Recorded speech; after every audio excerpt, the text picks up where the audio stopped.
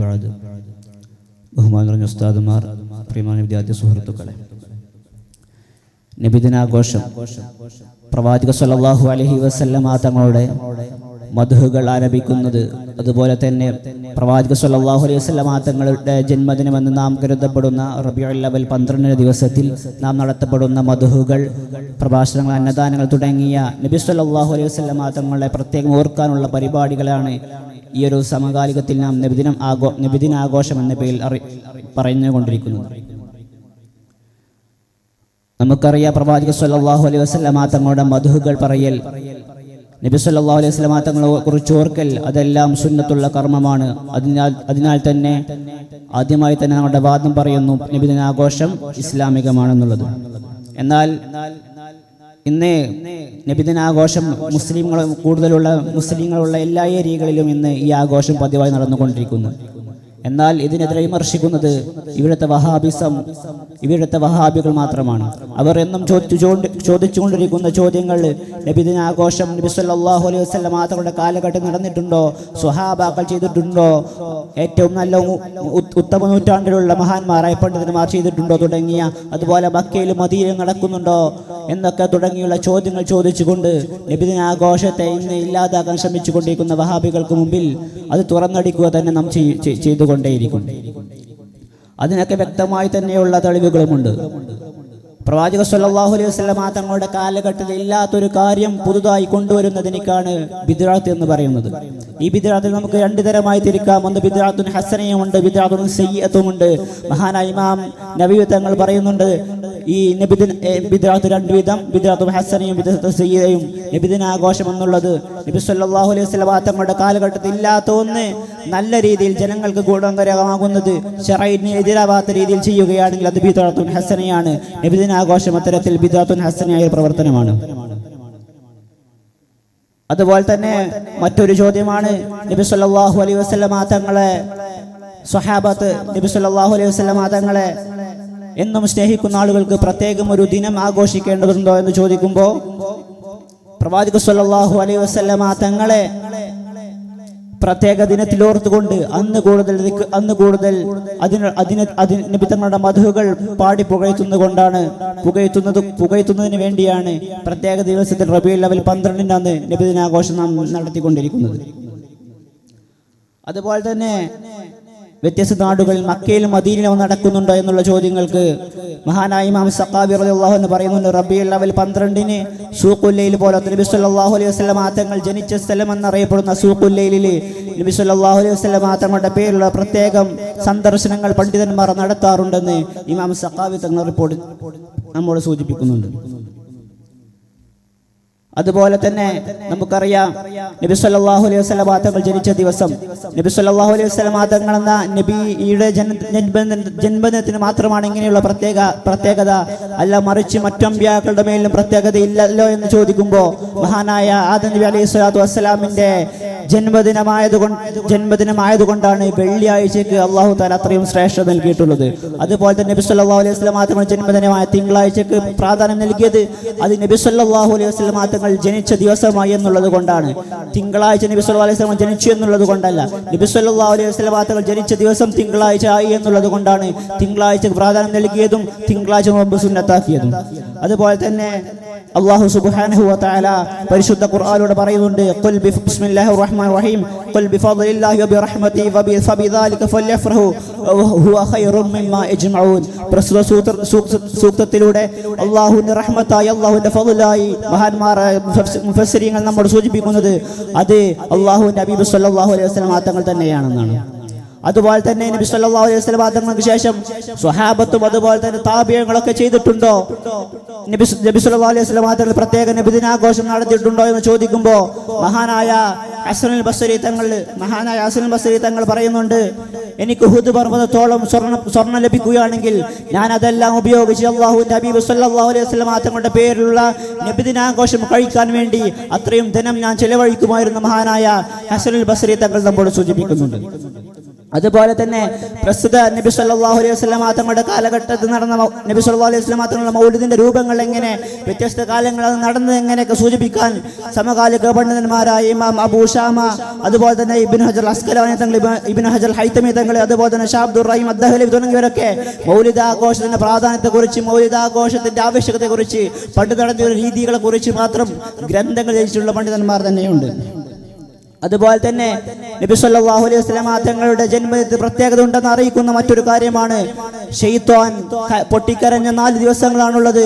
ഒന്ന് ശൈത്താനെ ശപിച്ച ദിവസമാണ്, ഒന്ന് ശൈത്താനെ സ്വർഗ്ഗത്തിൽ നിന്ന് ഇറക്കി വിട്ട ദിവസമാണ്, മൂന്നാമതായി പറയുന്നത് നബി സല്ലല്ലാഹു അലൈഹി വസല്ലം തങ്ങൾ ജനിച്ച ദിവസമാണ്. ഇബ്ലീസ് ഏറ്റവും കൂടുതൽ പൊട്ടിക്കരഞ്ഞത് എന്ന് മഹാന്മാർ സൂചിപ്പിക്കുമ്പോൾ അതിലൂടെ നമുക്ക് മനസ്സിലാക്കാം നബി സല്ലല്ലാഹു അലൈഹി വസല്ലം തങ്ങൾ ജനിച്ച ദിവസത്തിനുള്ള പ്രത്യേകതകൾ. അതുപോലെ തന്നെ നബി സല്ലല്ലാഹു അലൈഹി വസല്ലം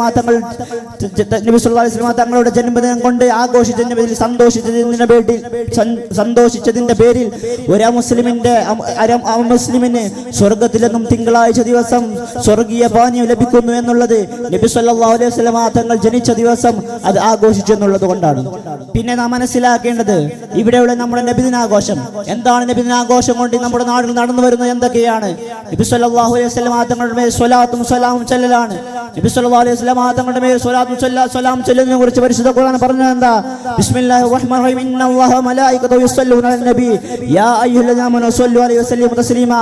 അല്ലാഹു നബിയുടെ മേൽ സ്വലാത്തും സലാമും ചൊല്ലലാണ് നബിദിനാഘോഷത്തിന്റെ ഓരോ ദിനരാത്രികളിലും വിശ്വാസം ചെയ്യുന്നത്.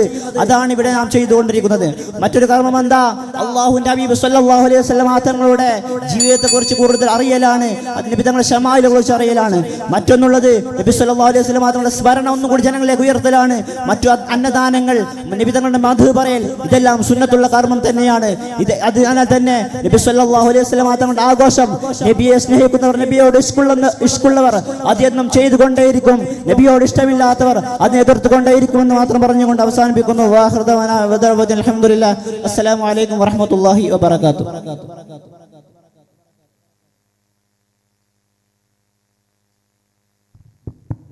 ചോദ്യം ചോദിക്കാനുള്ള സമയം. ബി ഗ്രൂപ്പിന് ചോദ്യം ചോദിക്കാം. 20 സെക്കൻഡിന്റെ ഉള്ളിൽ ചോദ്യം ചോദിച്ച് കഴിയണം.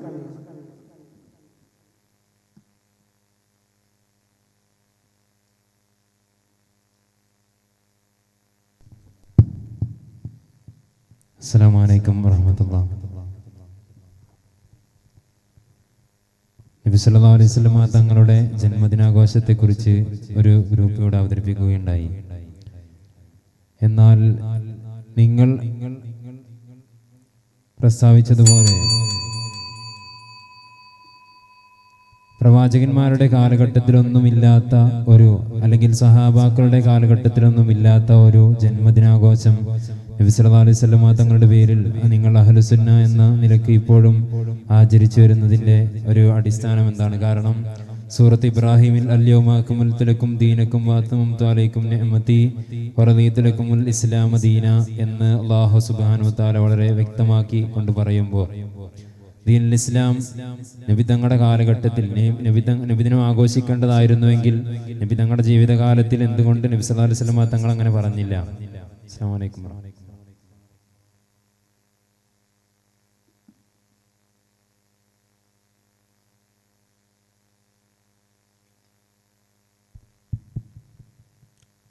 റസൂലുള്ളാഹി സ്വല്ലല്ലാഹു അലൈഹി വസല്ലമ തങ്ങളുടെ പേരുള്ള മദ്ഹ്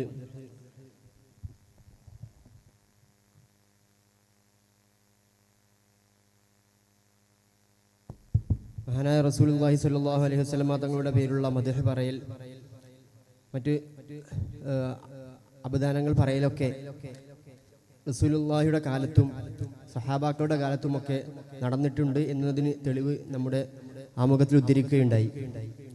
പിന്നെ അവശേഷിക്കുന്ന ചോദ്യം ഇന്നത്തെ കാലഘട്ടത്തിൽ ആചരിക്കുന്നത് പോലെ ആചരിച്ചിട്ടുണ്ടോ എന്നുള്ളതാണ്. അപ്പോൾ റസൂലുള്ളാഹി സ്വല്ലല്ലാഹു അലൈഹി വസല്ലം തങ്ങളുടെ കാലഘട്ടത്തിൽ ദർസ് നടന്നിരുന്നു. എന്നാൽ ഇന്നത്തെ പോലെ ദർസ് സിസ്റ്റം ആയിരുന്നില്ല. ഇന്ന് കോളേജുകളുണ്ട്, അതുപോലെ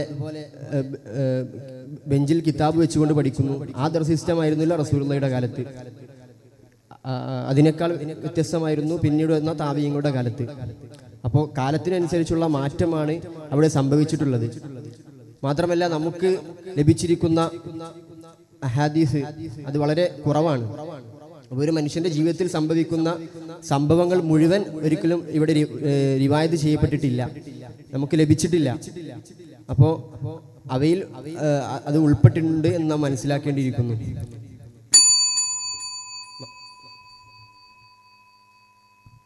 ഉപചോദ്യം ഉണ്ടെങ്കിൽ അങ്ങനെയാണെങ്കിൽ ഇമാം മാലിക് റഹ്മഹുള്ളയുടെ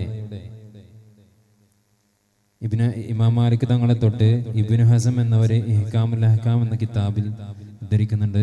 അന്നഹു സമിഅ മാലികൻ യഖൂലു മൻ അഹദസ ഫീ ഹാദിഹിൽ ഉമ്മത്തി ശൈഅൻ ലം യകുൻ അലൈഹി സലഫുഹാ ഫഖദ് സഅമ അന്ന റസൂലുള്ളാഹി സ്വല്ലല്ലാഹു അലൈഹി വസല്ലം ഖാന റിസാലത. നമ്മുടെ ഈ ഉമ്മത്തിൽ ഇങ്ങനൊരു ഹദീസ് റിപ്പോർട്ട് ചെയ്യപ്പെട്ടിട്ടുണ്ട്. അപ്പോൾ ഇതിനെക്കുറിച്ച് എന്താണ് പറയാനുള്ളത്?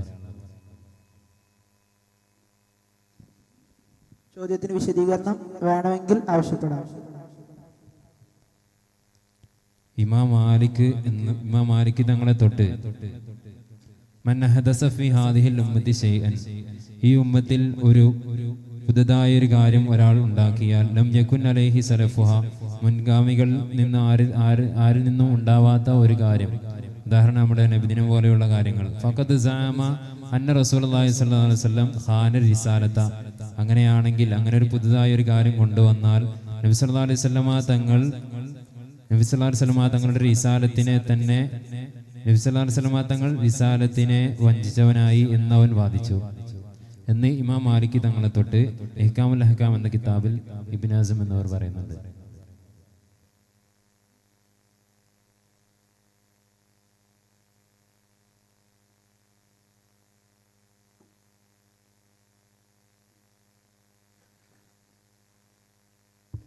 ഇവിടെ പുതിയതായൊരു കാര്യം കൊണ്ടുവരികയല്ല ചെയ്തിട്ടുള്ളത്. മദ്ഹ് ചെയ്യുക അല്ലെങ്കിൽ അബ്ദാനം പറയുക എന്നുള്ള അസ്ല് നിലനിൽക്കെ അതിൽ ചില മാറ്റങ്ങൾ ഉണ്ടായിരിക്കുകയാണ്. ഏതുപോലെ ഖുർആൻ ക്രോഡീകരിക്കപ്പെട്ടതുപോലെ അന്ന് റസൂലുള്ളാഹി സ്വല്ലല്ലാഹു അലൈഹി വസല്ലം തങ്ങളുടെ കാലത്ത് ഖുർആൻ ഉണ്ട്, പക്ഷെ അത് അന്ന് ക്രോഡീകരിക്കപ്പെട്ടിരുന്നില്ല, പിൽക്കാലത്താണ് ക്രോഡീകരിക്കപ്പെട്ടത്. മാത്രമല്ല ഇവിടെ നേരത്തെ ആമുഖത്തിൽ പറയുകയുണ്ടായി മഹാന്മാർ അതിനെ ബിദ്അത്തുൻ ഹസന എന്ന് രേഖപ്പെടുത്തിയിട്ടുണ്ട് എന്ന്. സി ഗ്രൂപ്പിന് ചോദ്യം ചോദിക്കാം. നബി സല്ലല്ലാഹു അലൈഹി വസല്ലം തങ്ങളുടെ ജന്മദിനം എന്നാണെന്നുള്ളതിൽ ചെറിയൊരു അഭിപ്രായ വ്യത്യാസം ഇവിടെ നമുക്ക് കാണാം. പക്ഷേ എന്നാൽ റസൂലുള്ളാഹി സ്വല്ലല്ലാഹു അലൈഹി വസല്ലം തങ്ങളുടെ വഫാത്ത് എന്നാണെന്നുള്ളതിൽ യാതൊരു സന്ദേഹത്തിനും ഇടയില്ല. എന്നിലേക്ക് എന്നിരിക്കെ നബിദിനം ആഘോഷിക്കുന്നത് ശരിയാണ്.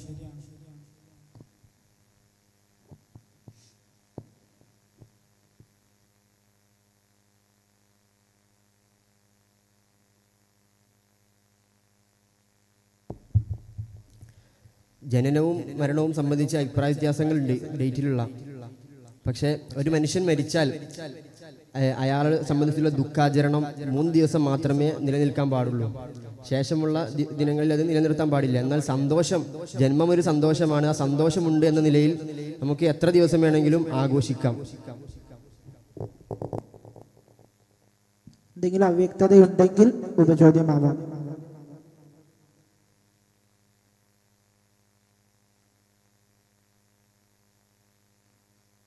ഇല്ല. എന്നാ ബി ഗ്രൂപ്പിന് അടുത്ത ചോദ്യം ചോദിക്കാം.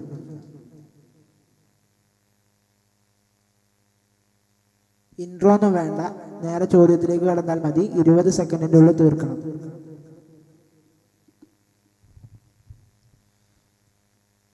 മുൻ പ്രവാചകന്മാരുടെ സ്വഹാബത്ത് അല്ലെങ്കിൽ അനുയായികൾ ചെയ്യാത്ത കാര്യം സല്ലല്ലാഹു അലൈഹി വസല്ലം തങ്ങളുടെ കാലത്തും അതുപോലെ തന്നെ സ്വഹാബത്തിന്റെ കാലത്തും ചെയ്തിട്ടില്ല. അത്തരം കാര്യം ബിദ്അത്തായി കൂട്ടേണ്ടതല്ലേ?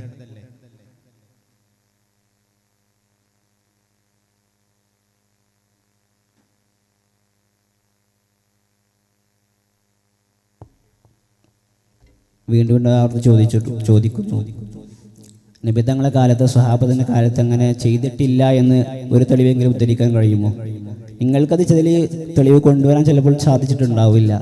എന്നാൽ അത് നിങ്ങളുടെ പോരായ്മയായിരിക്കാം. നബി സല്ലല്ലാഹു അലൈഹി വസല്ലം തങ്ങളുടെ കാലത്ത് തന്നെ ഞാൻ നേരത്തെ സൂചിപ്പിച്ചു, ആദ്യ നബി അലൈഹി സ്വലാത്തു വസ്സലാമിനെ ജനിച്ച ദിവസമാണ് വെള്ളിയാഴ്ച, അതുകൊണ്ട് വെള്ളിയാഴ്ചക്ക് പ്രാധാന്യം നൽകി. നബി സല്ലല്ലാഹു അലൈഹി വസല്ലം ജനിച്ച ദിവസമാണ് തിങ്കളാഴ്ച, അതുകൊണ്ട് തിങ്കളാഴ്ച പ്രാധാന്യം നൽകി.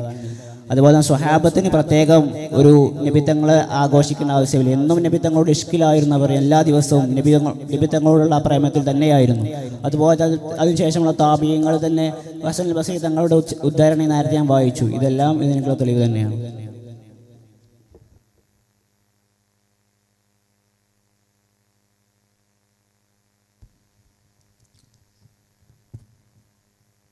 അങ്ങനെയാണെങ്കിൽ നബി സല്ലല്ലാഹു അലൈഹി വസല്ലമ തങ്ങൾക്ക് നബി സല്ലല്ലാഹു അലൈഹി വസല്ലമ തങ്ങൾക്ക് മുമ്പ് ഒരുപാട് പ്രവാചകന്മാർ കഴിഞ്ഞു പോയിട്ടുണ്ട്.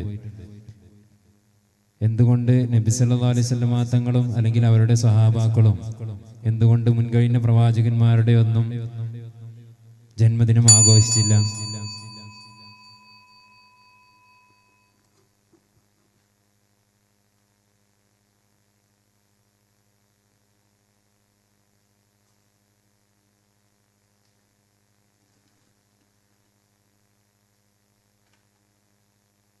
നേരത്തെ സൂചിപ്പിച്ചു, മുൻകഴിഞ്ഞ പ്രവാചകന്മാരുടെ ജന്മദിനം മറ്റുള്ള അവരുടെ അനുയായികൾ ആഘോഷിച്ചില്ല എന്ന് അത്ര ഉറപ്പിൽ പറയാൻ നിങ്ങൾക്ക് എന്തെങ്കിലും തെളിവുകളുണ്ടോ?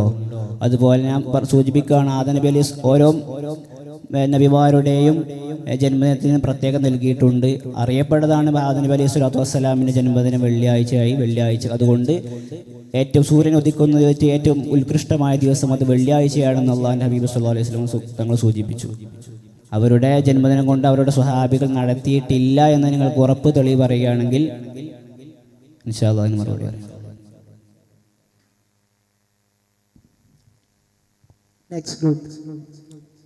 ഇസ്ലാമിൽ ആകെ 2 ആഘോഷമേ ഉള്ളൂ. എന്നിരിക്കെ മൂന്നാമതൊരു ആഘോഷം നബിദിനാഘോഷമായിട്ട് നടത്താൻ പറ്റുമോ? അതൊരു ബിദ്അത്തല്ലേ?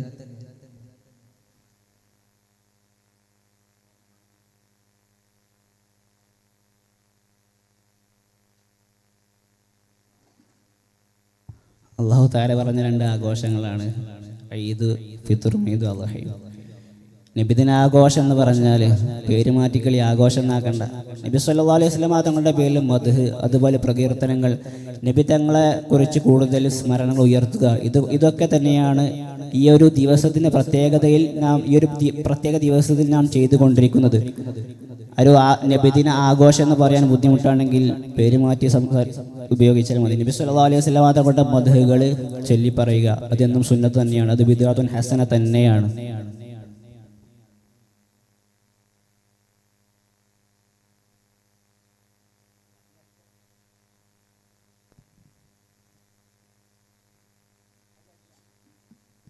ഈ ഗ്രൂപ്പിന്റെ കൺക്ലൂഷൻ.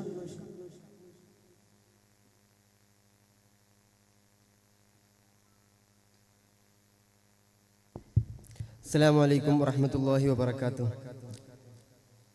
ബിസ്മില്ലാഹി വൽഹംദുലില്ലാഹി സ്വലാത്തു വസ്സലാമു അലാ സയ്യിദിൽ മുർസലീൻ വഅലാ ആലിഹി വസഹ്ബിഹി അജ്മഈൻ അമ്മാ ബഅദ്.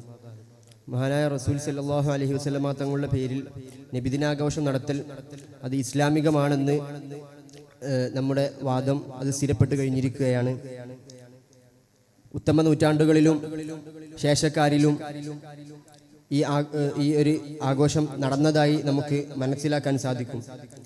ഇത് ബിദ്അത്തുൻ ഹസനയാണെന്ന് മഹാന്മാരായ പണ്ഡിതന്മാർ രേഖപ്പെടുത്തുകയും ചെയ്തിട്ടുണ്ട്.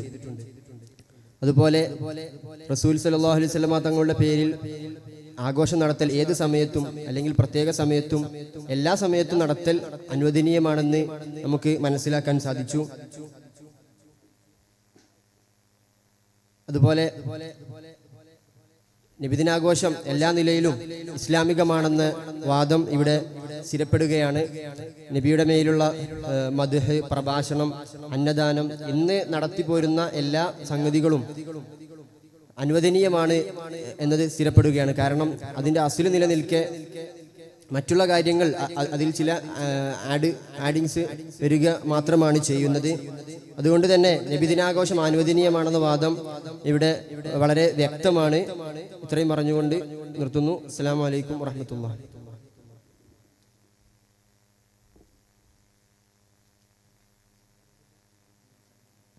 അടുത്ത ഗ്രൂപ്പ് ബി ഗ്രൂപ്പ് ഇസ്തിവാസ വിഷയാവതരണം.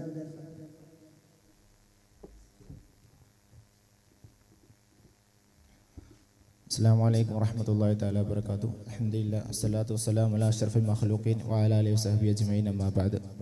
ബഹുമാനപ്പെട്ട ഉസ്താദുമാരെ, പ്രിയ വിദ്യാർത്ഥികളെ, അഹ്ലുസുന്നത്തി വജമാഅത്തിന്റെ ആശയാദർശപ്രകാരം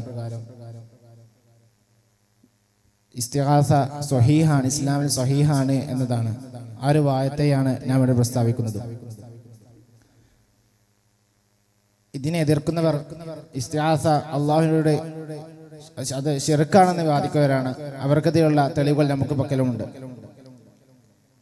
ഇസ്തിഗാസ എന്ന പദത്തിന് സഹായം തേടുക എന്നതാണ് അർത്ഥം.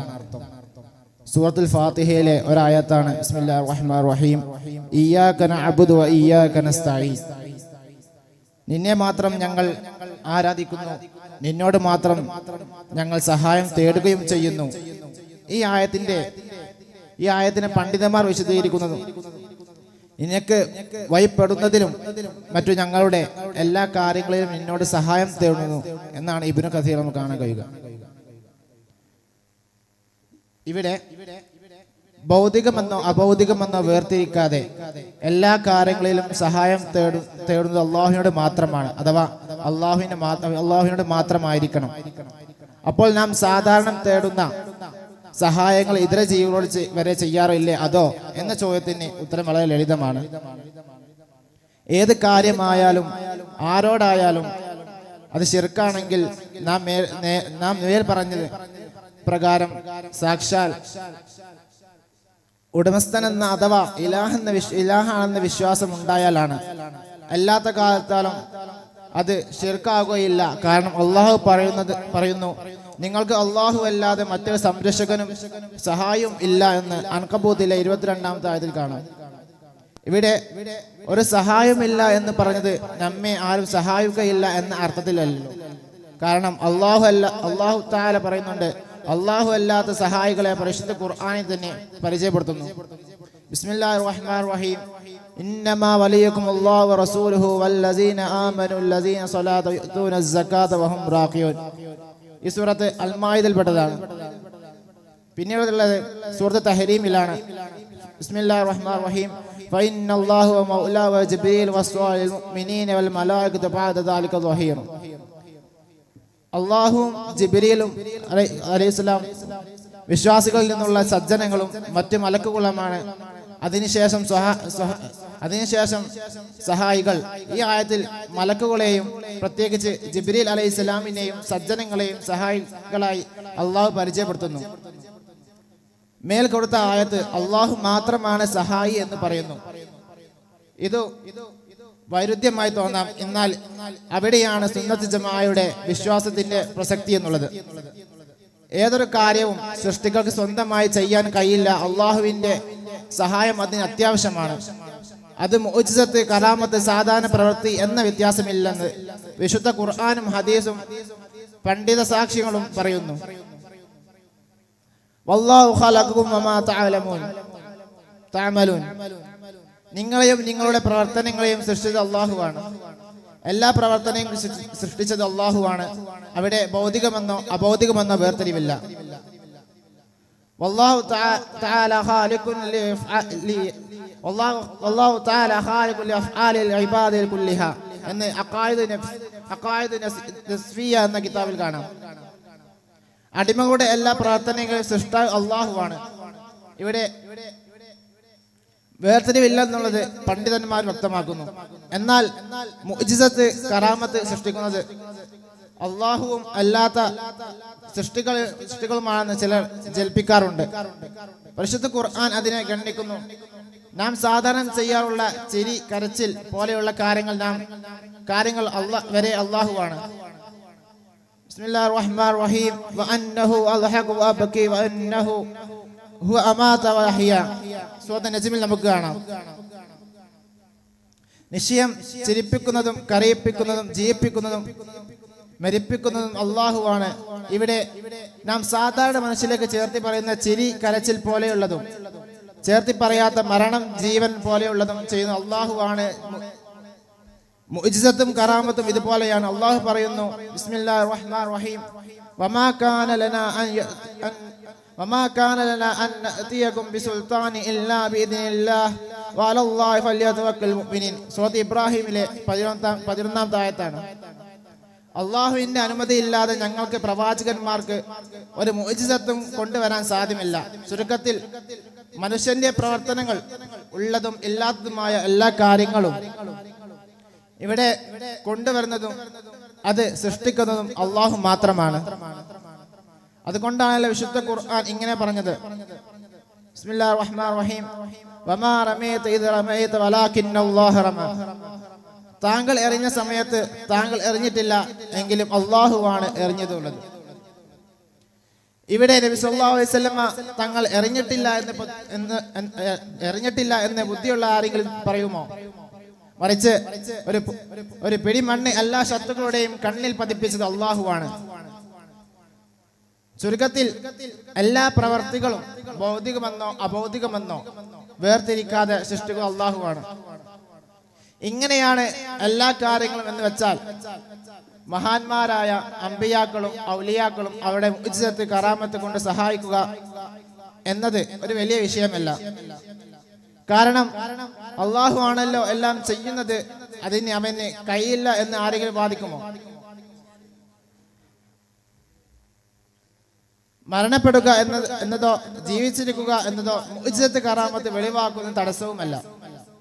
കാരണം മുഅ്ജിസത്ത് കറാമത്ത് എന്നിവ നുബുവത്ത് വിലായത്ത് എന്നീ പദവികൾക്കാണ് ലഭിക്കുന്നത്. ഈ രണ്ട് പദവിയിലേക്കും ആരെ അള്ളാഹു തിരഞ്ഞെടുത്താലും അവർക്ക് ഈ രണ്ട് നിഅമത്തുകളെ അള്ളാഹു നൽകുന്നു. അവർ മരണപ്പെട്ടതിന് ശേഷം നബിയല്ലെന്നോ വലിയല്ലെന്നോ ആരെങ്കിലും വാദിക്കുമോ? അതുകൊണ്ട് ഈ രണ്ട് പദവി ഉള്ള കാലത്തോളം അവർക്ക് മുഅ്ജിസത്ത് കറാമത്ത് ഉണ്ടാവുകയും അതിനനുസരിച്ച് അവർ സഹായിക്കുകയും ചെയ്യുന്നു. ഇവിടെ ഞങ്ങളുടെ വാദങ്ങൾ സ്ഥിരീകരിക്കുകയും ചെയ്യുന്നു. അസ്സലാമു അലൈക്കും. ഗ്രൂപ്പ് എക്ക് ചോദ്യം ചോദിക്കാം.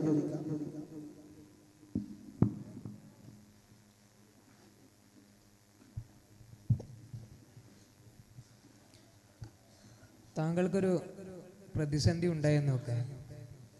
അവിടെ രണ്ട് ഓപ്ഷൻ ഉണ്ട്. ഒന്ന് അള്ളാഹുവിനോട് നേരെ ചോദിക്കുക, രണ്ടാമതായിട്ട് ഇസ്തിഗാസ മുഖേന സഹായം തേടുക.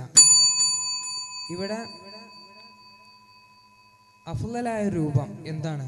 അള്ളാഹുവിനോട് ചോദിക്കുന്നതാണോ അതല്ലെങ്കിൽ ഇസ്തിഗാസ മുഖേന ചോദിക്കുന്നതാണോ?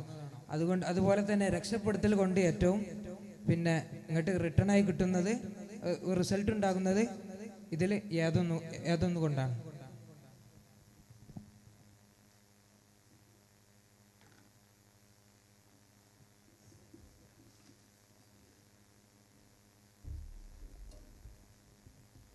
അസ്സലാമു അലൈക്കും വറഹ്മത്തുള്ളാഹി.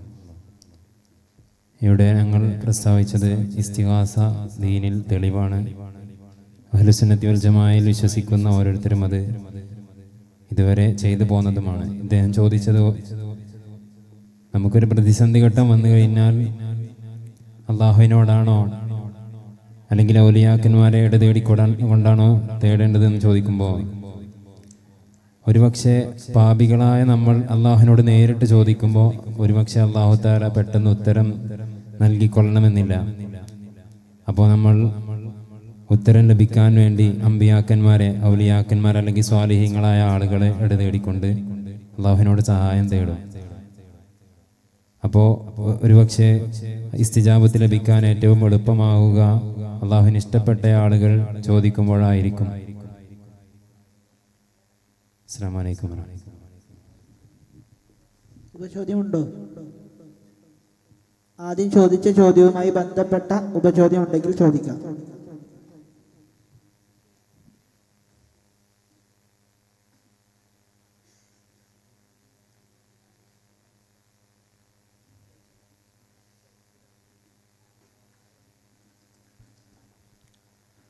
അല്ല, ഇടയാളന്മാരെ വെക്കുക എന്നല്ല, നമ്മൾ നേരെ മുഹിദ്ദീൻ ശൈഖിനോട് ചോദിപ്പം മുഹിദ്ദീൻ ശൈഖ് കാക്കണേ അങ്ങനെ ചോദിക്കുന്നതിൽ ഏതാണ് ഹക്ക്?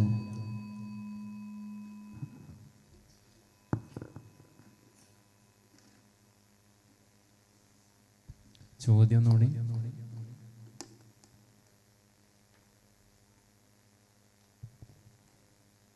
മൊഹീദ്ദീൻ ഷെയ്ഖിനെ ഓട് സഹായം ചോദിപ്പിക്കുക എന്നല്ല, നമുക്ക് വേറെ ഇൻഷാ അല്ലാഹ് തവസ്സുലിൽ ചെയ്ത് ചർച്ച ചെയ്യാം.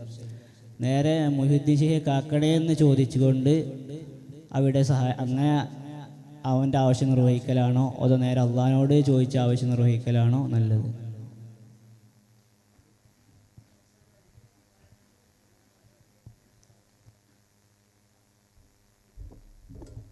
അതായത് മൊഹീദ്ദീൻ ഷെയ്ഖെ കാക്കണേ എന്ന് പറയുമ്പോൾ അവർക്ക് സ്വയം സഹായിക്കാനുള്ള അല്ലെങ്കിൽ രക്ഷിക്കാനുള്ള ഒരു കഴിവില്ല എന്ന് പൂർണ്ണമായും വിശ്വസിക്കുന്നവരാണ് നമ്മൾ. ഒരു അടിമയുടെ എല്ലാ പ്രവർത്തനങ്ങളും ചെയ്യുന്നത് അള്ളാഹുവാണ്. അതുകൊണ്ട് അള്ളാഹുവിനോട് റെക്കമെൻഡ് ചെയ്തുകൊണ്ട് നമുക്ക് വേണ്ടി റെക്കമെൻഡ് ചെയ്ത് അള്ളാഹു നമുക്ക് എന്താണോ ചെയ്തു തരേണ്ടത് വെച്ചെങ്കിൽ ചെയ്തു തരും.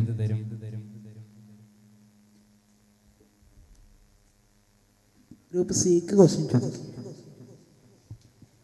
സുബ്കി ഇമാം പറയുന്നുണ്ട്, ഫൈന ഖൗലൻ ലം യകുൽ ബിഹി ഖായിലു മിൻ 700 സനതി വനൈഫിൻ ഇലൽ യൗം ലാ ശക്ക ഫീ ബുത്ലാനിഹി. അപ്പോൾ 4 മദ്ഹബിൻ്റെ ഇമാമുകളും ഇത്തരത്തിലുള്ളൊരു വാക്കിനെയും പഠിപ്പിച്ചിട്ടില്ല. അപ്പോൾ സുബ്കി ഇമാമിൻ്റെ ഈ ഒരു ഭാരത്ത് പ്രകാരം നിങ്ങൾ പറഞ്ഞത് പ്രകാരമാണ് ശരിയാവുക?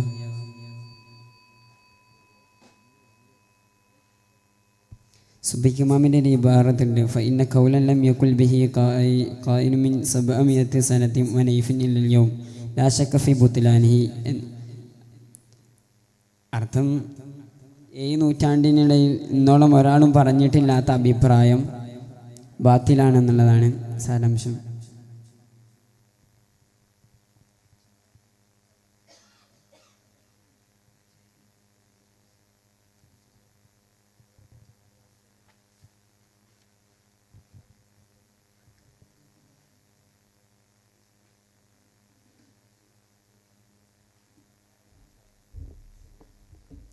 തൊബ്രാനിയിൽ റിപ്പോർട്ട് ചെയ്ത ഒരു ഹദീസ് കാണാം. അബ്ദുല്ലാഹി ഇബ്നു മസ്ഊദ് റളിയല്ലാഹു അൻഹു ഖാല നബി സല്ലല്ലാഹു അലൈഹി വസല്ലം ഇദാ അളല്ല അഹദുക്കും ഷൈഅൻ ഔ അറാദ അഹദുക്കും ഗൗസൻ വഹുവ ബിഅർളിൻ ലൈസ ബിഹാ അനീസുൻ ഫല്യഖുൽ യാ ഇബാദല്ലാഹ് അഗീസൂനി യാ ഇബാദല്ലാഹ് അഗീസൂനി ഫഇന്ന ലില്ലാഹി ഇബാദൻ ലാ നറാഹും എന്ന് തൊബ്രാനി റിപ്പോർട്ട് ചെയ്ത ഒരു ഹദീസിൽ കാണാം.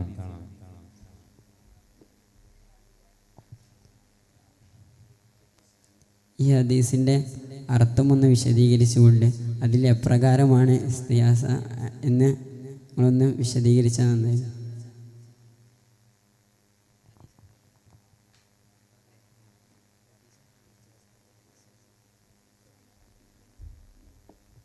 ഇസ്തിഗാസക്ക് തെളിവായിക്കൊണ്ട് തൊബ്രാനി ഉദ്ധരിച്ച ഈ ഹദീസിൽ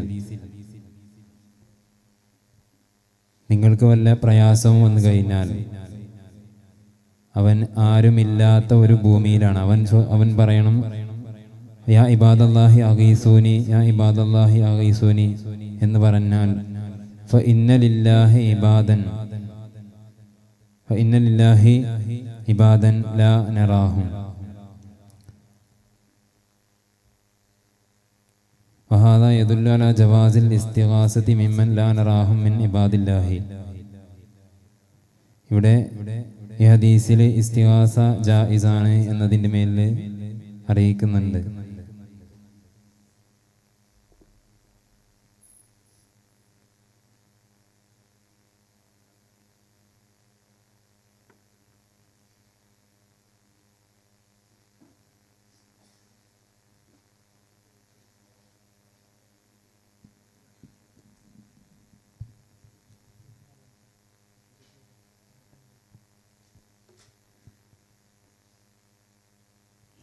ഇസ്തിഗാസ ജായിസാണെന്ന് തെളിയിക്കുന്ന ഒരു പരിശുദ്ധ ഖുർആനിലായത്തെങ്കിലും തെളിവായി ഉദ്ധരിക്കാൻ കഴിയുമോ?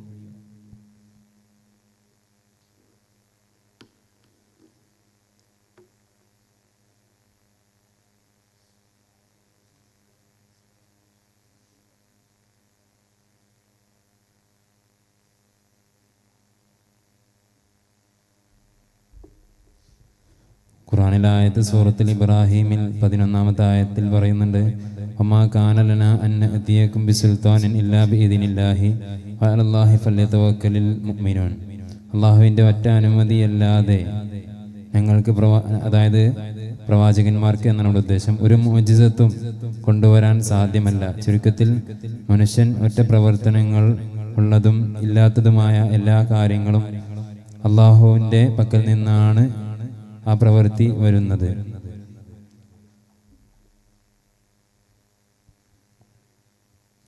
എല്ലാം അള്ളാഹുവിൻ്റെ പക്കൽ നിന്ന് തന്നെയാണ് വരുന്നത്, ഞങ്ങൾക്കും സംശയമില്ല. അതിലെവിടെ ഇസ്തിഗാസ ജായിസാണ് എന്ന് പറയുന്നത് ആയത്തിൽ?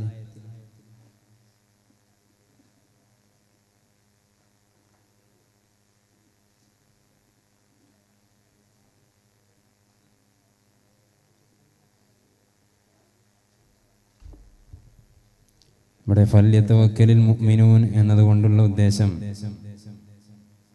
ഫല്യതവക്കലിൽ മുഅ്മിനൂൻ, മുഅ്മിനീങ്ങളായ ആളുകൾ എന്ത് ചെയ്യട്ടെ? അള്ളാഹുവിൻ്റെ മേലിൽ തവക്കുലാക്കിക്കൊള്ളട്ടെ. അള്ളാഹുവിൻ്റെ ഇതിന് കൊണ്ടല്ലാതെ അവരുടെ മുഅ്ജിസത്തും കറാമത്തൊന്നും പിന്നെ അവരുടെ സ്വന്തം കഴിവുകളെ കൊണ്ടല്ല. പിന്നെ ഖുർആനായത്ത് മാത്രമേ അംഗീകരിക്കുള്ളൂ എന്ന് പറയുമ്പോൾ ഹദീസിലുള്ളതൊന്നും അംഗീകരിക്കില്ല എന്നൊരു, ഖുർആനായത്ത് മാത്രമേ തെളിവാക്കി പിടിക്കാൻ പറ്റുള്ളൂ എങ്കിൽ നിങ്ങൾ നിസ്കാരത്തിൻ്റെ രൂപം നിങ്ങൾ ഖുർആനിൽ നിന്ന് തെളിയിക്കേണ്ടതായിട്ട് വരും.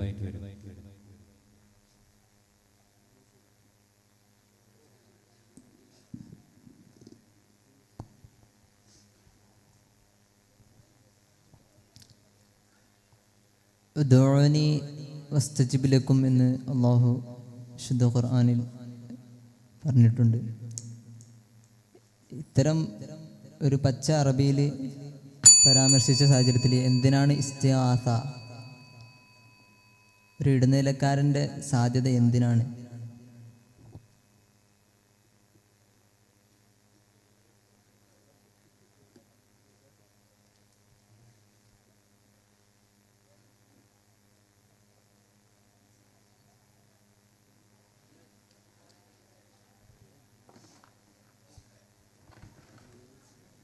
ഉദ്ഉനി വസ്തജിബ് ലക്കും എന്ന് അള്ളാഹു സുബ്ഹാനഹു വ തആല വിശുദ്ധ ഖുർആനിൽ പറഞ്ഞിട്ടുണ്ട്. പിന്നെ എന്തിനാണ് ഒരു ഇടനിലക്കാരൻ എന്ന നിലയ്ക്ക് ഇസ്തിഗാസയുടെ ആവശ്യം?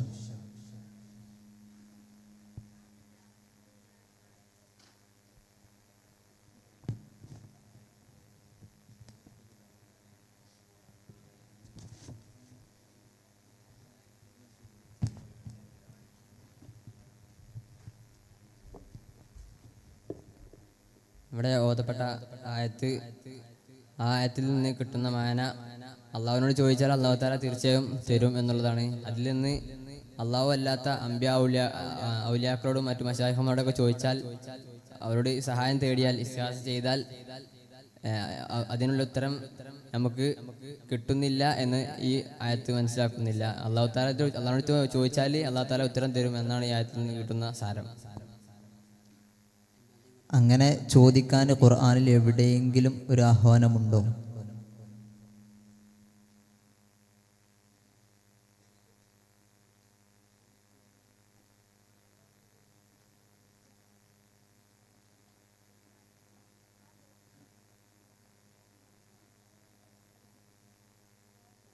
ഇവിടെ ചോദിച്ച മറുപടി നേരത്തെ പറയപ്പെട്ടതാണ്.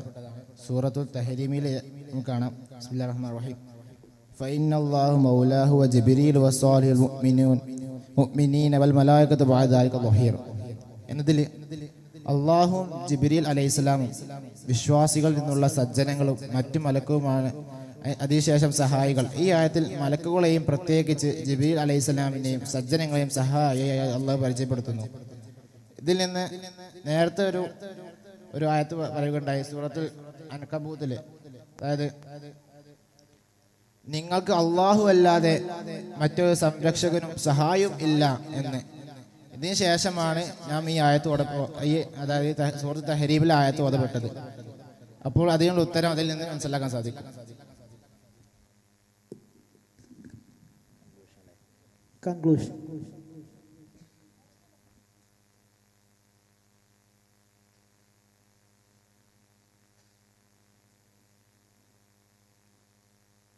അസ്സലാമു അലൈക്കും. പരിശുദ്ധ ഇസ്ലാമിൻ്റെ അഹ്ലുസുന്നത്ത് വൽ ജമാഅത്തിൻ്റെ ആശയാദർശങ്ങളിൽപ്പെട്ട ഇസ്തിആസ എന്ന വിഷയത്തിൽ നാം അതിൻ്റെ പ്രസ്താവിക്കുന്നതായ എല്ലാ തെളിവുകളും അതിനുള്ള ചോദ്യങ്ങൾക്കുള്ള ഉത്തരങ്ങൾ ഇവിടെ പ്രസ്താവിച്ചു കഴിഞ്ഞു. അതിനാൽ തന്നെ പരിശുദ്ധ ഇസ്ലാമിൽ അഹ്ലുസുന്നത്ത് വൽ ജമാഅത്തിൻ്റെ ആശയപ്രകാരം ഇസ്തിആസ പറ്റും എന്ന് നമ്മൾ പ്രസ്താവിച്ചു കഴിയുകയാണ്. ചുരുക്കത്തിൽ ഇതിൽ ഞാൻ മനസ്സിലാക്കേണ്ടത് അള്ളാഹു നൽകുന്ന കഴിവുകളിൽ വിശ്വാസമർപ്പിച്ച് മറ്റുള്ളവരുടെ സഹായം ആർത്തിക്കാം എന്നതാണ്. മറിച്ച് സൃഷ്ടികൾക്ക് തന്നെ സ്വയം കഴിവുണ്ടെന്ന് വിശ്വാസത്തിൽ അവരോട് സഹായം ചോദിക്കുക ശിർക്കാണ്. ഇതാണ് ചുരുക്കത്തിൽ പറയുകയാണെങ്കിൽ. ഇതിനോടൊപ്പം തന്നെ ഇതിനുള്ള കാരണം എന്നുള്ളത് എല്ലാ ദൈവ സൃഷ്ടിയാണെന്ന് എന്നതിനേക്ക് എതിരാണ്. കാര്യകാരണ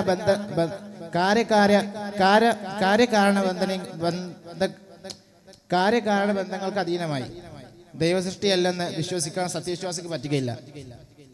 അതുകൊണ്ട് തന്നെ എല്ലാ കാര്യങ്ങളിലുമുള്ള സ്വയം കഴിവ് അള്ളാഹുവിന് മാത്രമാണ്. എല്ലാം അവൻ സൃഷ്ടിയാണ്. അതുകൊണ്ടാണ് ഇയ്യാക നഅ്ബുദു വഇയ്യാക നസ്തഈൻ എന്ന് പറഞ്ഞത്.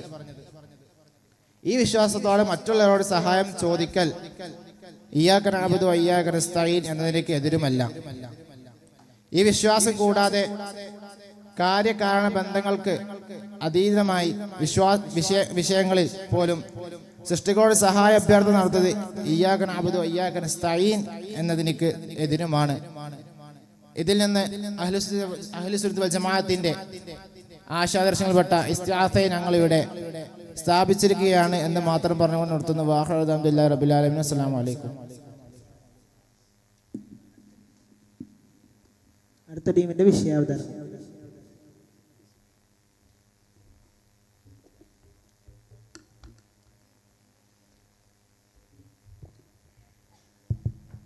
അസ്സലാമു അലൈക്കും വറഹ്മത്തുള്ളാഹി തആല വബറകാതുഹു. അൽഹംദുലില്ലാഹി വസ്സലാത്തു വസ്സലാമു അലാ അഷ്റഫി റസൂലില്ലാഹി വഅലാ ആലിഹി വസ്സഹ്ബിഹി ബിറളില്ലാഹി അമ്മാ ബഅദ്. ബഹുമാനപ്പെട്ട ഉസ്താദുമാരെ, എൻ്റെ ശബ്ദം ശ്രവിക്കുന്ന മുത്തഅല്ലിം വിദ്യാർത്ഥി സുഹൃത്തുക്കളെ, ഞങ്ങളുടെ വാദം സ്ത്രീ ജുമാ ജമാഅത്ത് അനുവദനീയമല്ല, സ്ത്രീക്ക് പള്ളിയിലേക്ക് വരാൻ അനുവദനീയമല്ല എന്നുള്ളതാണ് ഞങ്ങളുടെ വാദം.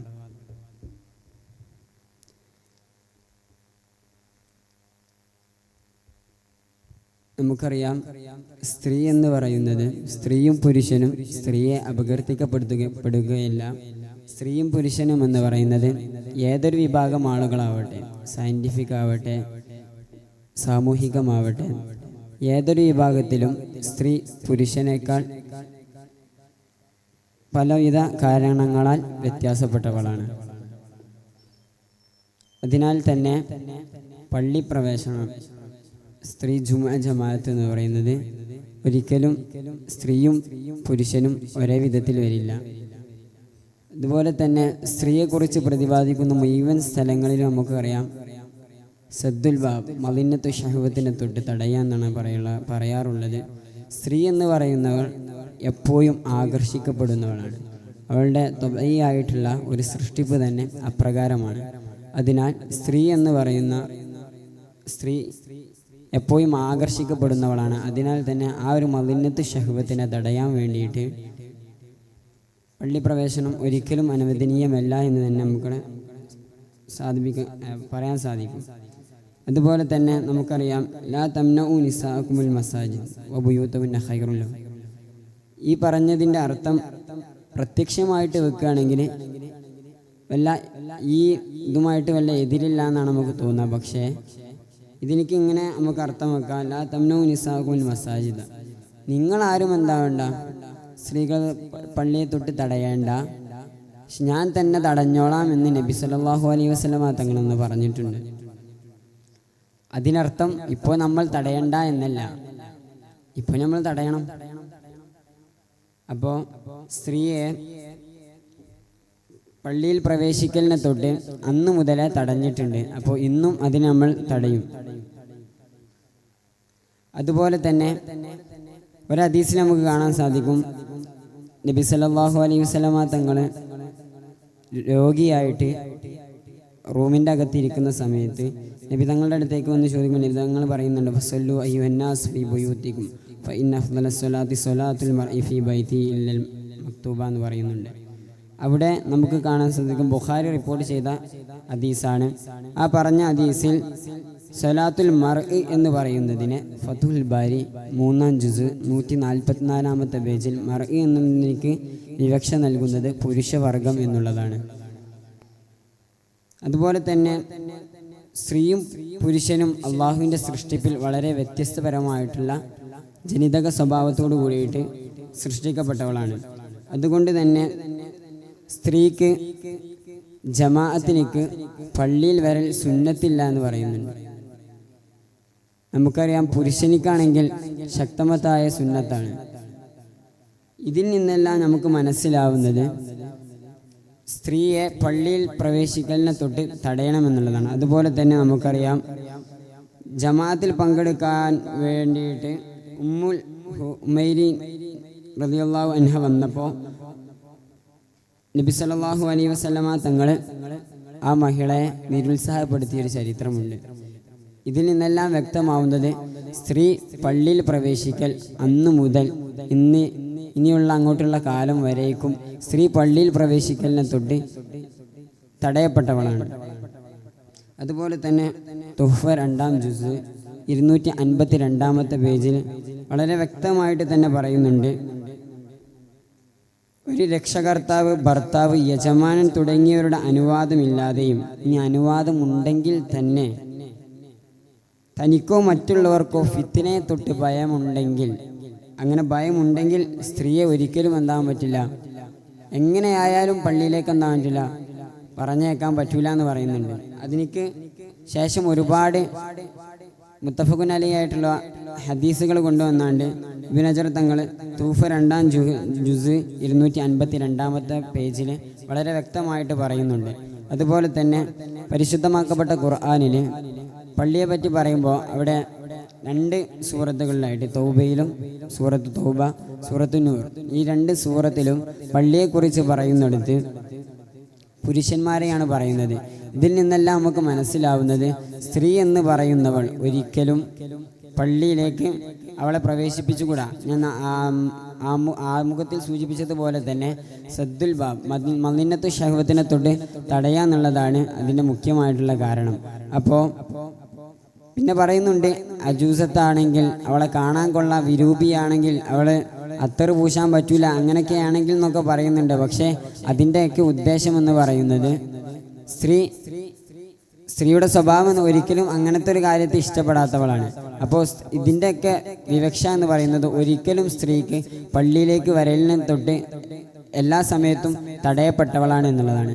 അതുപോലെ തന്നെ നമുക്ക് ഭൗതിക ലോകത്തേക്ക് ചിന്തിച്ചാൽ തന്നെ മനസ്സിലാവും സ്ത്രീയും പുരുഷനും ഒരുപാട് വ്യത്യസ്തകൾ നിറഞ്ഞ ഒരു ജനിതകമായിട്ടാണ് അവരെ സൃഷ്ടിക്കപ്പെട്ടുള്ളത്. ഇത് കാരണമായിട്ടൊക്കെ സ്ത്രീയും അതുപോലെ തന്നെ പുരുഷനും പള്ളി പ്രവേശന വിഷയത്തിലും ഒരുപാട് വ്യത്യാസങ്ങളുണ്ട്. പിന്നെ അതുപോലെ തന്നെ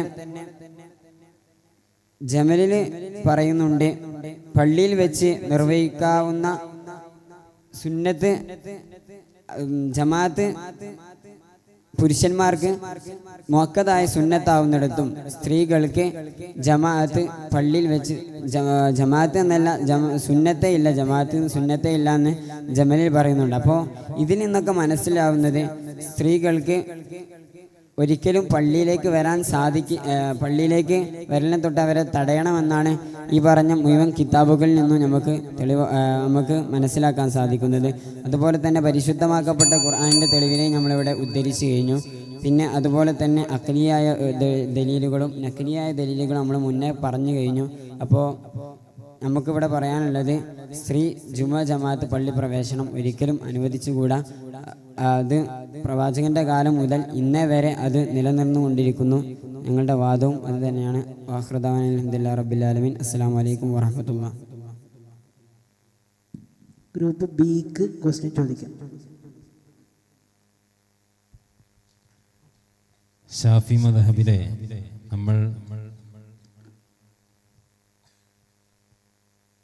നമ്മൾ അനുകൂലമാക്കുന്ന മഹാനായ ഇമാം നവവി റളിയല്ലാഹു അൻഹുവിൻ്റെ ഷറഹുൽ മുഹദ്ദബ് എന്ന കിതാബിൽ കിതാബു സ്വലാത്തിൽ ബാബു സ്വലാത്തിൽ മസ്ജിദി എന്ന ബാബില് വഖദ് നഖല ഇബ്നുൽ മുൻദിരി വഗൈറുഹു الإجماع على أنها لو حضرت وصلت الجماعة جاز എന്ന് കാണാം. അതുപോലെ വഖദ് സബത്തത്തിൽ അഹാദീസു സഹീഹത്തു അന്ന നിസാഅ കുന്ന യുസല്ലൈന ഖൽഫ റസൂലില്ലാഹി സ്വല്ലല്ലാഹു അലൈഹി വസല്ലം ഫീ മസ്ജിദിഹി ഖൽഫ الرجال ولأن اختلاط النساء بالرجال إذا لم يكن خلوة ليس بحرام എന്ന് കാണാം. എന്താണ് ഇതിനെക്കുറിച്ച് പറയാനുള്ളത്?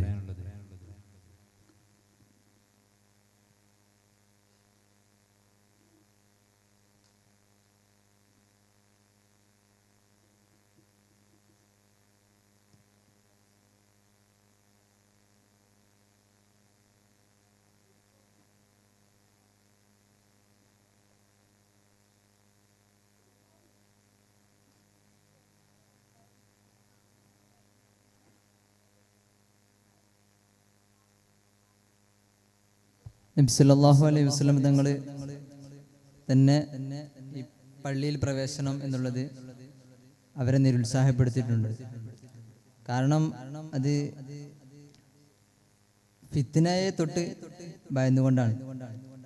അതുപോലെ തന്നെ സ്ത്രീയും പുരുഷനും അവർക്കുള്ള കർമ്മങ്ങളിലും ഒരുപാട് വ്യത്യാസങ്ങളുണ്ട്. അവർക്ക് ഒരുപാട് പരിമിതികളുണ്ട്. ആ പരിമിതികളെയെല്ലാം ഇസ്ലാം മുന്നേ കണ്ടുകൊണ്ടാണ് ഇത്തരത്തിലുള്ള വിലക്കുകൾ ഇസ്ലാമിൽ ഏർപ്പെടുത്തിയിട്ടുള്ളത്. ഇവിടെ നേരത്തെ ഒരു ഉദാഹരണം പറഞ്ഞിരുന്നു. ഉമ്മു ഹുമൈദി നിസാഇദിയ റളിയല്ലാഹു അൻഹ, ബഹുമാനപ്പെട്ട ഈ മഹദി വളരെ പക്വമായ ഒരു വ്യക്തിത്വം മഹദിയായിരുന്നു. ബഹുമാനപ്പെട്ടവർ പള്ളിയിൽ പ്രവേശിക്കാൻ വേണ്ടി ജമാഅത്തിന് വരാൻ വേണ്ടി റസൂൽ കരീം സല്ലല്ലാഹു അലൈഹി വസല്ലം തങ്ങളോട് ചോദിച്ച സാഹചര്യത്തിൽ സല്ലല്ലാഹു അലൈഹി വസല്ലം തങ്ങൾ അതിനെ നിരുത്സാഹപ്പെടുത്തിയ സാഹചര്യം ഇവിടെ നാം വിലയിരുത്തേണ്ടതുണ്ട്. ഇത് ഹിജാബിന്റെ ശേഷം വന്നൊരു കാര്യമാണ്. അതോട് ബന്ധപ്പെട്ട ഉപചോദ്യം ഉണ്ടെങ്കിൽ ചോദിക്കാം.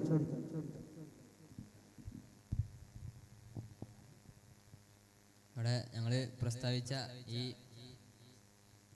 ഈ ഹദീസിൽ ഇവിടെ നിസായി എന്നാണ്. അതായത് ഒരുപാട് സ്ത്രീകളെ, ഇപ്പോൾ നിങ്ങളിവിടെ പ്രസ്താവിച്ച അതിലില്ല ഒരൊറ്റ സ്ത്രീ കാര്യം മാത്രമാണ് പറഞ്ഞിട്ടുള്ളത്. മാത്രമല്ല അതിൻ്റെ അവസാനത്തിൽ പറഞ്ഞിട്ടുള്ളത് ലൈസ ബി ഹറാമിൻ, അത് ഹറാമല്ല എന്നുള്ളതാണ്.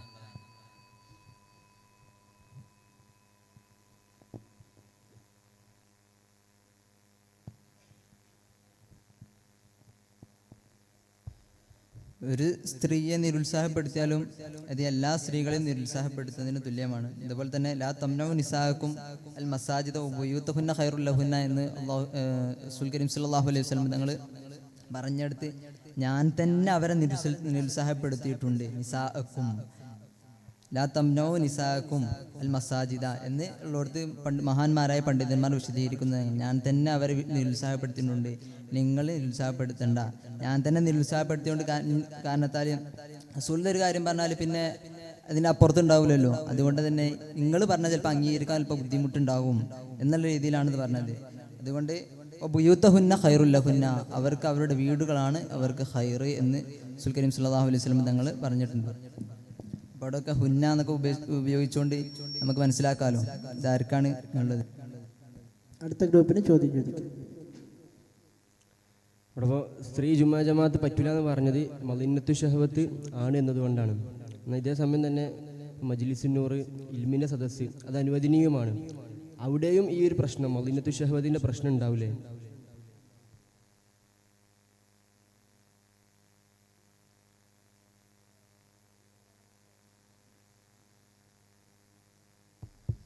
അതിനാരും ഇവിടെ മജ്ലിസുന്നൂർ പോലത്തെ സംഗതികളെ സ്ത്രീകളെ ആകർഷിക്കപ്പെടുന്ന രീതിയിൽ ഓലെ നോക്കിക്കൊണ്ട് ചെയ്യണമെന്ന് ആരും ഇവിടെ ഇന്നേ വരെ പറഞ്ഞിട്ടില്ല.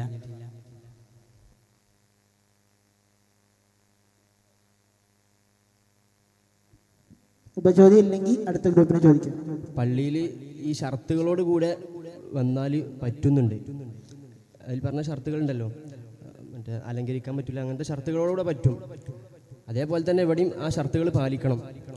എങ്കിൽ പോലും അവിടെ മൗലിനത്ത് ഷഹബത്ത് ഉണ്ടായതുകൊണ്ട് പറ്റൂല എന്നാണ് നിങ്ങൾ പറഞ്ഞത്. എങ്കിൽ പോലും അജൂസത്താണ് എന്നൊക്കെ പറഞ്ഞു എന്നത് ഒക്കെ പറഞ്ഞു. പക്ഷേ അതേ സംഗതി ഇവിടെ വരുമ്പോൾ ഇവിടെ അത് ജായിസുമാണ്, പറ്റുന്നു.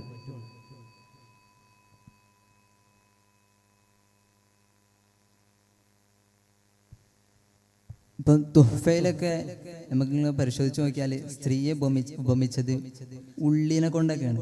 കാരണം ഉള്ളി പള്ളിയിൽ പ്രവേശിക്കാൻ പറ്റില്ല. റസൂലുള്ള ഉള്ളി ഭക്ഷിക്കുന്ന കാര്യങ്ങളിലൊക്കെ ഭക്ഷിക്കാറില്ലായിരുന്നു നമുക്ക് മനസ്സിലാക്കാൻ സാധിക്കും.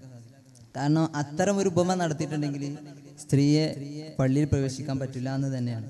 പിന്നെ അതുപോലെ തന്നെ രക്ഷകർത്താവ്, ഭർത്താവ്, യജമാനൻ തുടങ്ങിയവരുടെ അനുവാദമില്ലാതെയും ഇനി അനുവാദം ഉണ്ടെങ്കിൽ പോലും തന്നെ തനിക്കോ താൻ കാരണം മറ്റുള്ളവർക്കോ ഫിത്ന ഭയക്കുന്നത് കാരണത്താൽ തന്നെ സ്ത്രീകൾക്ക് അത് ഹറാമാകുന്നു എന്ന് തന്നെ തുഹ്ഫയിൽ വളരെ വ്യക്തമായിട്ട് പരാമർശിക്കുന്നുണ്ട്. ഈ അവസരത്തിൽ പുറത്തു പോകാൻ വരെ അനുവാദം കൊടുക്കൽ എന്ന് വെച്ചാൽ ഫിത്ന ഭയക്കുന്ന സാഹചര്യത്തിൽ പുറത്തു പോകാൻ വരെ അനുവാദം കൊടുക്കൽ ഹറാമാണ് എന്ന് വരെ നമുക്ക് തുഹ്ഫയിൽ കാണാൻ സാധിക്കും.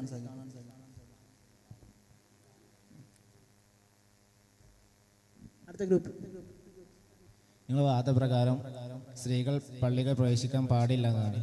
അങ്ങനെയെങ്കിൽ പരിശുദ്ധമാക്കപ്പെട്ട ഹറമിൽ സ്ത്രീകൾ പ്രവേശിക്കുന്നു, അഥവാ നല്ല നിസ്കരിച്ചാൽ ഇബാദത്തുകൾ ചെയ്താൽ ശ്രേഷ്ഠമുള്ളതായ പരിശുദ്ധ ഹറമിൽ സ്ത്രീകൾ പ്രവേശിക്കുന്നത് അങ്ങനെയാണ് പ്രവേശിക്കുന്നത് അനുവദനീയമാണെങ്കിൽ അതൊരു ഔലിയായിട്ടല്ല വരേണ്ടത്. അതോടൊപ്പം തന്നെ ഇവരുടെ നിങ്ങൾ പ്രസ്താവിച്ചത് അത് സ്ത്രീകളെ പള്ളിയിൽ പ്രവേശിപ്പിക്കാതിരിക്കുക സുന്നത്താണെന്നാണ്. അങ്ങനെയാണെങ്കിൽ അത് ജായിസാകുമോ?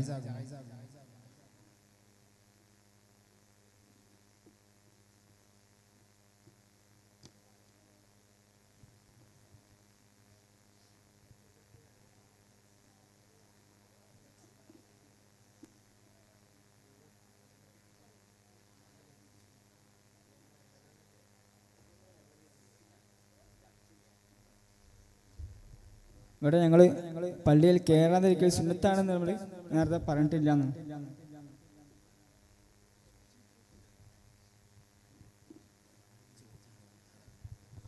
ഹറമിലെ ഇബാദത്തെ കുറിച്ച് നമുക്ക് എന്താ പറയാനുള്ളത്? ഹറമിൽ സ്ത്രീകൾ പ്രവേശിക്കുന്നുണ്ട് ഇബാദത്തിന് വേണ്ടി, അതിനെക്കുറിച്ച് നിങ്ങൾ എന്താ പറയുന്നത്?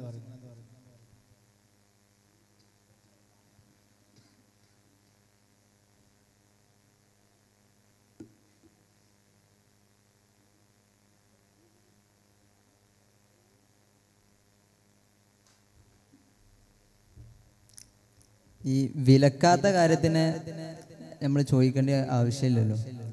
ഹറമിൽ പ്രവേശിക്കുന്നുണ്ടെങ്കിൽ അതിന് വിലക്കിയിട്ടില്ല. വിലക്കിയ കാര്യമാകുമ്പം അവിടെ എന്താക്കണം, നമ്മളതനുസരിക്കണം.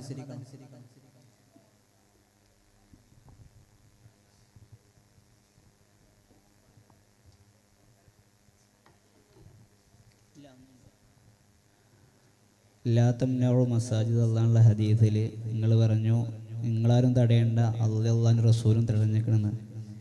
ഇങ്ങനെയുള്ളൊരു ശറഹ്, അറിയപ്പെട്ട ഒരു ഷാരിഹിൻ്റെ ശറഹ് തെളിവുദ്ധരിക്കാൻ കഴിയും?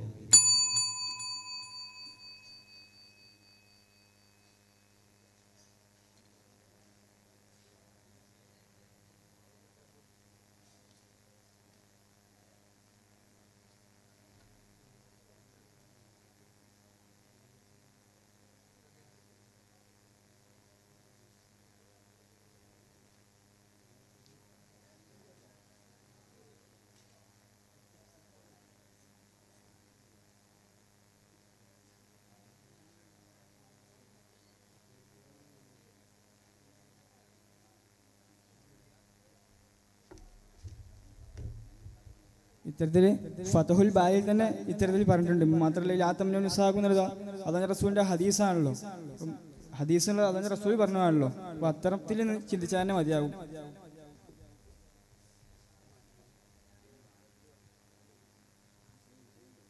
സബ് ക്വസ്റ്റ്യൻ ഉണ്ടോ? ഇല്ലെങ്കിൽ കൺക്ലൂഷൻ.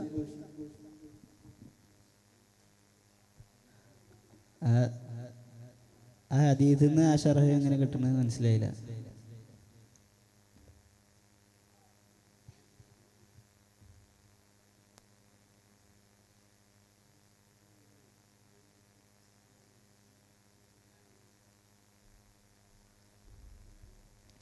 ആ ഹദീസിൽ ഒരു മാനവിയായ അർത്ഥം തന്നെ ഉണ്ട്. നമ്മളൊരു യുക്തിപരമായിട്ട് നമ്മൾ ചിന്തിച്ചു നോക്കുകയാണെങ്കിൽ അങ്ങനെ ഒരു അർത്ഥം നമുക്ക് അതിന് ഗ്രഹിച്ചെടുക്കാൻ സാധിക്കും.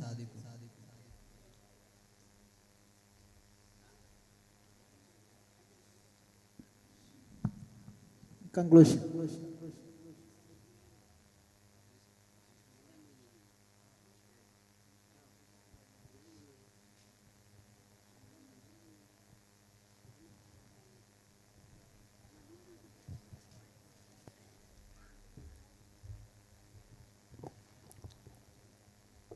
അസ്സലാമു അലൈക്കും. ഇവിടെ നമ്മുടെ വാദം എന്നുള്ളത് സ്ത്രീ ജുമാ ജമാഅത്ത് പാടില്ല, അതുപോലെ തന്നെ സ്ത്രീ പള്ളിയിൽ പ്രവേശിക്കാൻ പാടില്ല, അത് വിലക്കപ്പെട്ടതാണ് എന്നുള്ളതാണ് ഞങ്ങളുടെ വാദം. ഇതുവരെയുള്ള ചർച്ചകളിലൂടെ ആ വാദം ഇവിടെ സ്ഥിരപ്പെട്ടിരിക്കുകയാണ്. അതുപോലെ തന്നെ ഈ കൺക്ലൂഷനിൽ ലാ തംനഉ നിസാഅക്കും അൽ മസാജിദ വബുയൂതഹുന്ന ഖൈറുൽ ലഹുന്ന എന്ന് റസൂൽ കരീം സല്ലല്ലാഹു അലൈഹി വസല്ലം തങ്ങൾ പറഞ്ഞിട്ടുണ്ട്. അതുപോലെ തന്നെ ഫിത്നയെ സ്ത്രീക്ക് ഇസ്ലാം നൽകുന്ന മൂല്യം വളരെ വലുതാണ്. സ്ത്രീ സംരക്ഷണം എന്നുള്ളത് വലിയ വലുതാണ്. മറ്റു മതങ്ങളിൽ നിന്നൊക്കെ വ്യത്യസ്തമാകുന്നതും ഇത് തന്നെയാണ്. അതുകൊണ്ട് തന്നെ ഫിത്നയെ ഭയക്കുന്ന സാഹചര്യത്തിൽ ഒരു ആണിനെ സംബന്ധിച്ചിടത്തോളം അവൻ്റെ ഓരോ കാര്യങ്ങളും വ്യത്യസ്തമാണ്. ആയതിനാൽ തന്നെ ഭർത്താവില്ലാതെ സാധാരണഗതിയിൽ തന്നെ ഇസ്ലാമിൻ്റെ നിയമവ്യവസ്ഥയിൽ പുറത്തു പോകണമെങ്കിൽ കൂടെ ഭർത്താവോ അല്ലെങ്കിൽ മെഹറമായ വ്യക്തികൾ ഉണ്ടാവണം എന്നുള്ളതാണ്. അത്തരം ഒരു സാഹചര്യത്തിൽ പള്ളിയിലേക്ക് ഒരിക്കലും അതൊരു ഉപാധിയാവുകയില്ല എന്ന് ഈ അവസരത്തിൽ സ്ഥിരപ്പെടുത്തുകയാണ്. ഒരിക്കൽ കൂടി നമ്മളുടെ വാദം സ്ത്രീ ജുമാ ജമാഅത്ത് പാടില്ല, പള്ളിയിൽ പ്രവേശനവും പാടില്ല, സ്ത്രീകൾക്ക് പള്ളിയിൽ പ്രവേശനം പാടില്ല എന്നും ഇവിടെ സ്ഥിരപ്പെടുത്തിക്കൊണ്ട് ഞങ്ങൾ അവസാനിപ്പിക്കുന്നു. അസ്സലാമു അലൈക്കും വറഹ്മത്തുള്ളാഹി. ഇതോടുകൂടി നമ്മുടെ താലിബ് സുന്ന എന്ന ഈ പ്രോഗ്രാം അവസാനിക്കുകയാണ്. ഇനി വിധി പ്രഖ്യാപനം ബഹുമാനപ്പെട്ട തങ്ങൾ ഉസ്താദ് നിർവഹിക്കും.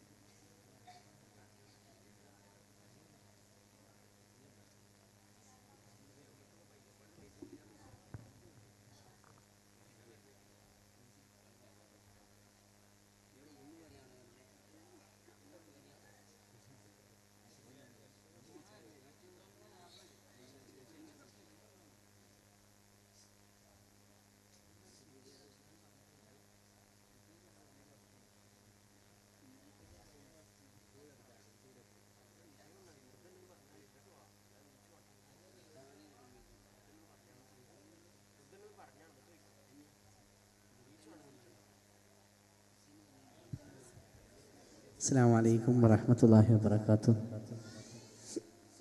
അൽഹംദുലില്ലാഹി വസ്സലാത്തു വസ്സലാമു അലാ റസൂലില്ലാഹി.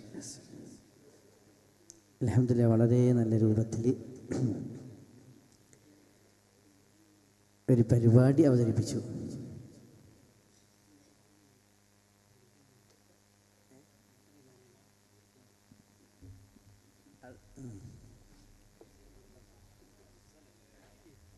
നമ്മൾ ഈ വിഷയങ്ങളിലൊക്കെ നല്ല രൂപത്തിൽ ഇതിനെ പഠിക്കേണ്ടതുണ്ട്.